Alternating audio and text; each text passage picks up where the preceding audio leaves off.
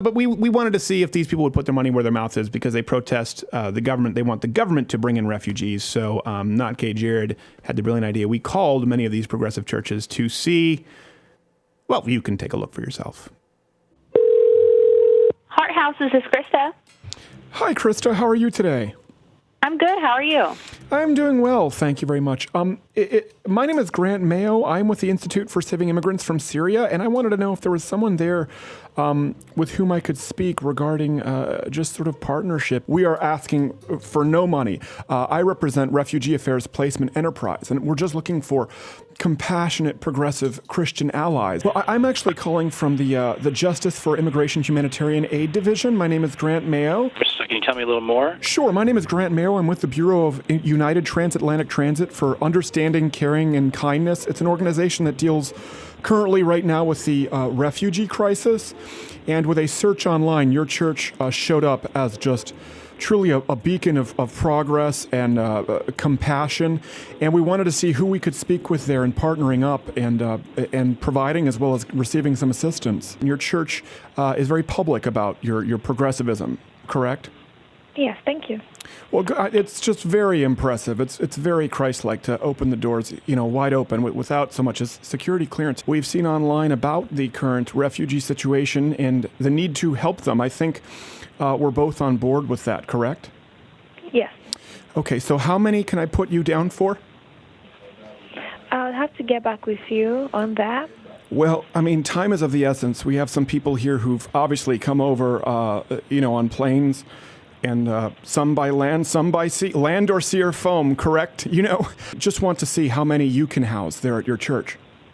We currently don't have the, space or room to house them in-house, but I would have to, that's something we would surely, have to discuss and see if we can make provisions for that and give you a call back. Okay, but you have supported taking in refugees, correct? I don't want to be out of...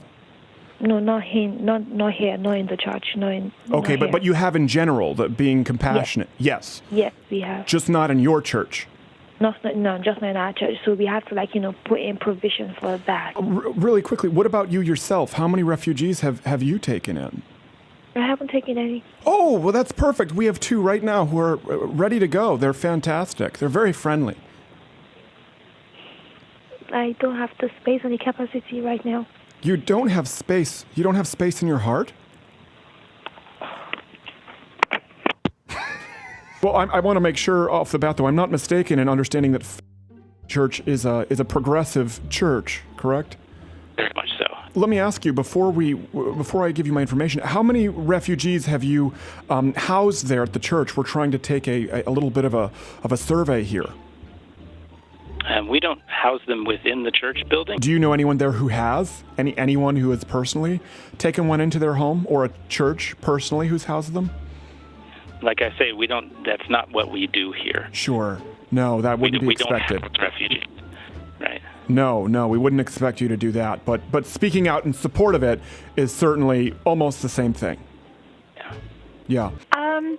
I'm not sure what you're asking. Well, I know the church's position has been to support the helping of the needy and refugees, and we have refugee elementary children who we are bringing, again, Justice for Immigration Humanitarian Aid Division. And since that is your department at the church, I would just like to know, how many we could bring in there that you could help out. Well, I'll tell you what, my philosophy is I don't turn anybody away. Sure. So, okay. And if there's something a program that we offer that anybody would be interested in, Sure. We'll be happy to help in any way we can. Sure. So, like housing. We need to What do you mean? Well, we need to house refugee children. They need a place to live. No, I have no inkling on how to approach anything like that at all. It's very simple. You open your door and your heart. Well, yeah, my position here is to provide faith formation programs for children and families. Sure. So how many can we put your department down for? You mean to come here for faith formation? Yes, and for faith formation, certainly. And, food, shelter, sleeping bags if you have them. I can handle the part about faith formation, but that's Sure. about it. But what better social services program than the body of Christ? I mean, that's the goal in all of this is to... Yeah, but what I'm saying is we don't have a facility here where people can sleep and shower and eat and stuff like that. Oh, you don't have bathrooms there? No. Well, we have restrooms, but they're in the school. Oh, well, perfect. There you go. There's room in the school. Yeah, right. Try that. I understand. Believe me, I understand where you're coming from. It is not without its concern for the other children. Obviously, when we're talking Right. about assimilation, and some of these children, frankly, act out very violently. Do you know if the church has taken in, at least as I call back down my list, has this No, church they taken in? haven't because there's nowhere to put them. What about the homes of the pastors or yourself? Do you have room for a small child in your heart? You know what? This is really a good idea for us to talk about here. Yes, We're I'm not so set glad up we're to do talking. anything today, but maybe this is something we should talk about. Absolutely. Yes. Yeah. Why don't you call me back in a couple of weeks, and hopefully I'll, see what I can do. Oh, but they'll be deported by then. That's the issue is with the immigration ban right now. They're Yeah. here currently. Well, there isn't anybody here right now today for me to talk to.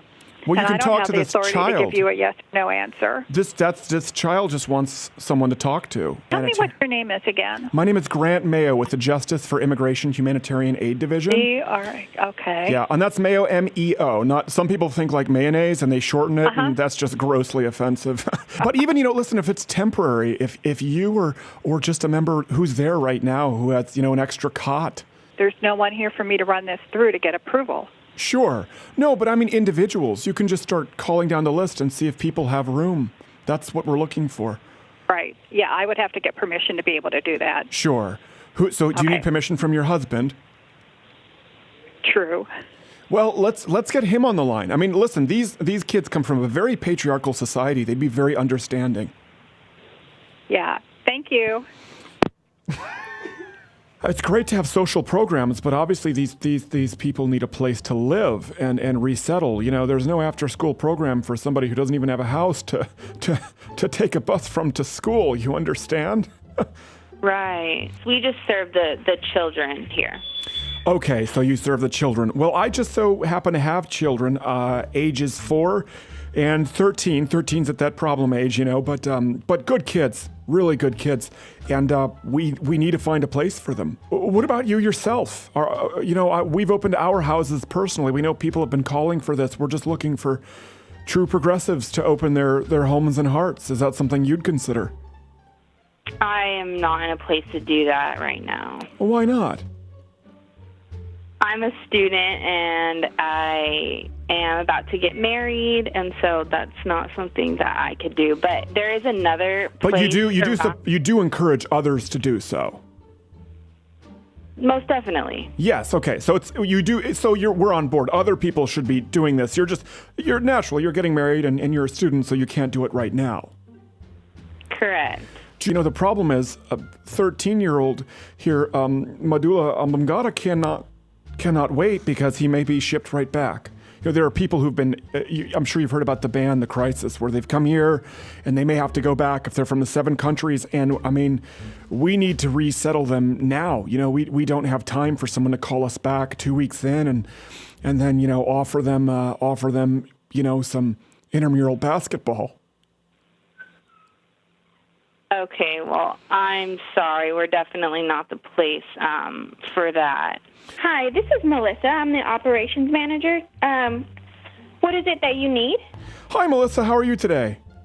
I'm good, thank you. Good. This is Grant Mayo with the Institute for Saving Immigrants from Syria, and we work to resettle refugees. We have just been coming up against a dead end, Melissa. We have been trying to get these poor people coming from war-torn countries, refugees, many of whom are still, middle-aged males, into homes here. And there are a lot of organizations who have extracurricular activities, who have support groups, but we need homes. And we wouldn't be able to do any of that. What about you, Melissa? Do you have a spare bedroom?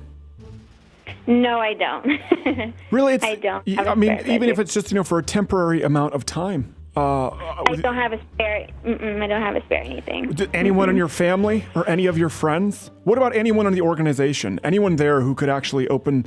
I mean, I have 4 right now, and believe me, I've rescued animals as well. You know, and my home is just a revolving door of people who need help. It's not without its problems. You know, my daughters weren't huge fans for a little while, but it has been a very rewarding experience, and I just. Absolutely, and I get it because, like I said, we work with our kids who are refugees, so we've heard the horror stories and we've heard everything. I mean, that's where our heart and our passion lies. Oh, what horror stories? We understand that it's a crisis situation, emergency situation. Sure. But like I said, our organization doesn't do anything like that. No, not the organization. Just any of the people there. But since you called our organization, you can't really ask me on a personal level or my family if we can open our homes. So you could try like residential homes or calling people's individual. Oh, do you live in a corporate homes, office? Individual personal numbers. P.O. box? This is the place for that since we're a nonprofit. Sure. So I have to say no. Sure. And I hope you have a lot of luck with your search. Sounds like you're doing really rewarding things. But we're not getting anything done. No one will take these people in. Thank you so much. Bye-bye. Well, I wish I could say the same. Thanks. No. Hey, if you like this video, subscribe by clicking the button that says subscribe. If you're not aware of it now, there's no way you're learning the internet at this point. I'm not going to help you. But this was clipped from my daily show, available exclusively to LottoWithCreditor.com/MugClub members. If you're a student, military, or veteran, enter in that promo code. It's less than $6 a month, and you get daily content. No more clips, plus this hand-etched mug. Oh, when I feel it, I got a chill like on the inside.